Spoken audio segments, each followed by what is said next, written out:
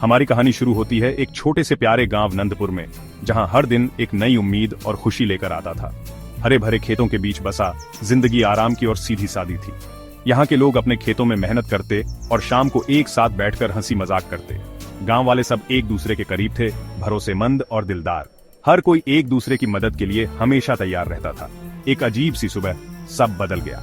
गांव में एक अजीब सी हलचल मच गई। राधा आंटी, जो अपनी स्वादिष्ट जलेबियों के लिए मशहूर थीं, उठी तो उन्हें ऐसा नजारा दिखा कि उनकी धड़कनें रुक गईं। उनके घर का सारा सामान बिखरा हुआ था। उनकी कीमती सोने की चूड़ियां, जो पीढ़ी दर पीढ़ी चली आ रही थीं, गायब थीं। यह उनके लिए एक बड़ा झटका था। नंदपुर में दहशत जंगल की आग की तरह फैल गई। हर कोई अपने घर की सुरक्षा को लेकर चिंतित हो गया। कानाफूसी चिंता भरी बातचीत में बदल गई। लोग एक दूसरे से पूछने लगे कि आखिर यह सब कैसे हुआ। दुकानदार महेश अंकल का कैश बॉक्स खाली मिला। यह देखकर सभी हैरान रह गए। बुढ़िया शर्मा जी की कीमती चांदी की पायल गायब हो गई। यह सब बहुत ही रहस्यमय था। ये चालाक चोर कौन था? गांव वाले इस सवाल का जवाब ढूंढने में लगे थे। गांव वाले हैरान थे।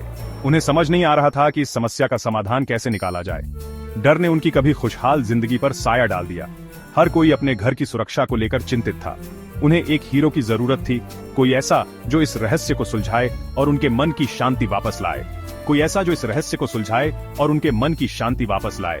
गांव वालों की उम्मीदें अब एक नायक पर टिकी थीं। अब आता है गुप्पू, एक होशियार और जिंदा दिल लड़का। वह हमेशा मदद के लिए तैयार रहता था और गांव वालों का सच्चा दोस्त था। अपनी बहादुरी और तेज दिमाग के लिए जाना जाने वाला गुप्पू सबका चहेता था। उसकी हिम्मत और समझदारी ने उसे सबका प्रिय बना दिया था। उसने ध्यान से सुना जब गांव वालों ने अपने नुकसान के बारे में बताया और उनकी परेशानियों को समझने की कोशिश की। उसका दिमाग पहले से ही पहेली को जोड़ रहा था। वह हर सुराग को ध्यान से देख रहा था और हर जानकारी को जोड़ रहा था। आप चिंता मत करो, मैं यहाँ हूँ और मैं इस समस्या का हल निकालूंगा। मैं इस चोर को ढूंढ निकालूंगा और जो कुछ लिया गया है उसे वापस लाऊंगा। ये मेरा वादा है। गुप्पू के आत्मविश्वास ने गांव वालों को आश्वस्त किया। वे जानते थे कि गुप्पू पर भरोसा किया जा सकता है। उसे रहस्य सुलझाने का हुनर था। उसकी नजरें हर छोटी से छोटी चीज पर थीं। वे जानते थे कि अगर कोई चोर को मात दे सकता है तो वह गुप्पू ही था। उसकी समझदारी और हिम्मत पर सबको भरोसा था। उसमें शेर जैसी हिम्मत और जासूस जैसा तेज दिमाग था। वह किसी भी चुनौती का सामना करने के लिए तैयार था। गुप्पू ने अपनी जांच शुरू कर दी और हर सुराग को ध्यान से देखा। उसका दिमाग सवालों से भरा हुआ था। वह हर पहलू पर विचार कर रहा था। उसने जगहों की जांच की, पीड़ितों से बात की और कोई भी निशान ढूंढा जो पीछे छूट गया हो। वह हर सुराग को जोड़ने की कोशिश कर रहा था। रहस्य ने उसके दृढ़ संकल्प को और मजबूत कर दिया और वह तब तक आराम नहीं करेगा जब तक न्याय नहीं मिल जाता। गुप्पू का हौसला और बढ़ गया था। गुप्पू को कुछ दिलचस्प पता चला। हर चोरी पूर्णिमा की रात को हुई थी। क्या यह इत्तेफाक था? उसे शक था कि नहीं। उसने अगली पूर्णिमा को जागने का फैसला किया, गांव पर नजर रखते हुए। रात आ गई। पूर्णिमा की भयानक रोशनी में नहाई हुई परछाई में छिपा गुप्पू धैर्यपूर्वक इंतजार कर रहा था। घंटे बीत गए। झींगुरों की आवाज से सन्नाटा टूट रहा था। जब उसकी पलकें झपकने लगीं तो उसने सुना एक हल्की सी सरसराहट। कोई चुपके से गांव से गुजर रहा था। उसके कदमों की आहट बमुश्किल सुनाई दे रही थी। गुप्पू का दिल जोर से धड़क रहा था। यही मौका था। उसे सावधान रहना होगा। एक गलत कदम और चोर बच सकता था। गुप्पू उस रहस्यमयी व्यक्ति का पीछा करता रहा। उसकी नजरें परछाई वाले रूप पर टिकी हुई थीं। उसने देखा कि चोर महेश अंकल की दुकान में घुस गया।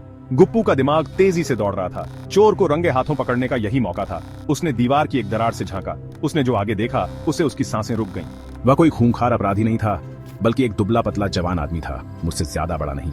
वह मिठाइयां और नमकीन एक बोरे में भर रहा था। चोर का चेहरा आंसुओं से लथपथ था। गुप्पू का दिल बैठ गया। उसे एहसास हुआ कि यह लालच का नहीं बल्कि मजबूरी का काम था। लेकिन क्यों? उसे और जानने की जरूरत थी।